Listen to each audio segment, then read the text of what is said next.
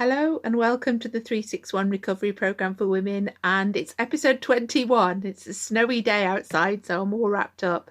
And today it's called Addict Voice 1, Honey Trap. My addict talks to me. Well, don't go, please, not yet anyway. I'm not crazy because I'm willing to bet that your addict talks to you as well.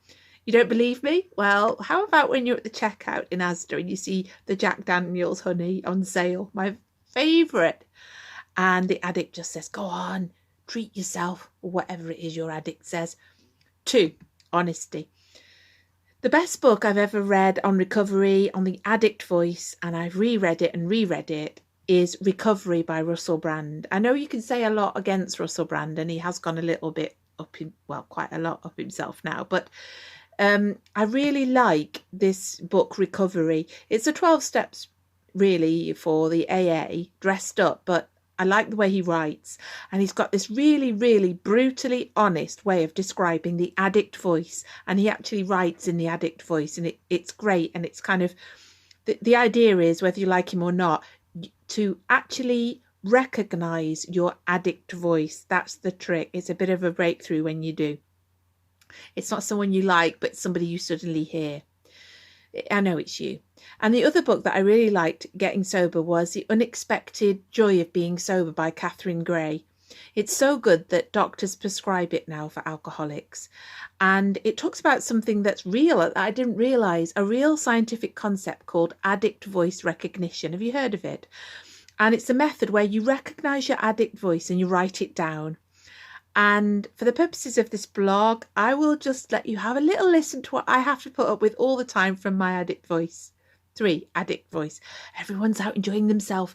Why you sat inside used to be more fun when you were a drinker. You look better, you were prettier, and you were definitely slimmer. You make no effort now. Why don't you want anyone to go out with you? You know why people won't go out with you? Because you're not drinking. You miss red wine. You miss Jack Daniel's. It would be better for everyone else involved if you just went out and drank, because you're not going to make any friends. You're going to die alone. And before that, you're going to live alone with no one to look after you unless you drink. You were really attractive and everyone wanted to be with you when you were a drinker.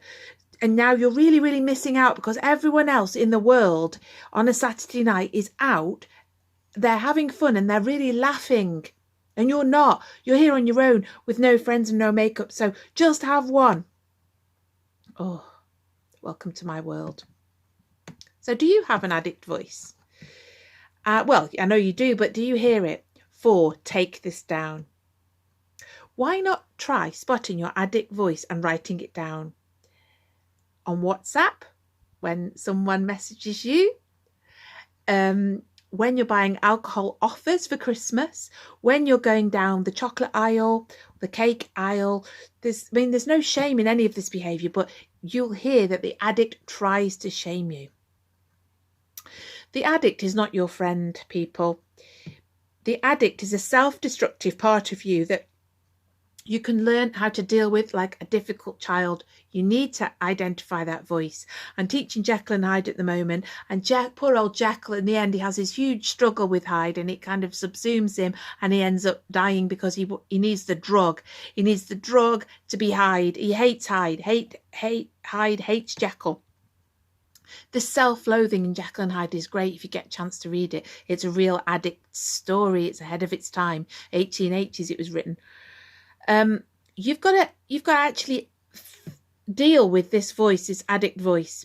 Think Mary Poppins, firm but fair. That was actually my nickname when I was a teacher in school, along with the Grinch. I suppose the Grinch was my addict. When you write down what the addict says, then challenge it. But sometimes just recognising its favourite catchphrase can help you. And mine is just have one. It's quite clearly never going to happen. 5, who is driving? When you see how poor the addict's advice is written down, you can then begin to question who's driving your life. Would you really get into your car and let your stroppy 14-year-old daughter drive it? Well, that's what it's like if your addict is driving your life.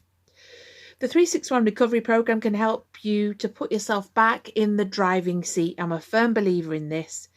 Your addict can shout all it likes from the back seat. Find the one thing you can say to the addict that will shut it up. And mine is, if I just have one, I will turn into Hyde. Read Jekyll and Hyde. This is enough to stop me. The 361 can help you find the one thing that will make your drive through this life a little bit quieter. Hope you're enjoying the 361 program. I'm doing pretty well with it and I'm enjoying it. And it's coming out Monday and Wednesday on YouTube and blog. There is a book, a podcast imminent, and just sharing the love, people. Listen out for the addict voice. It's just told me I'm fat.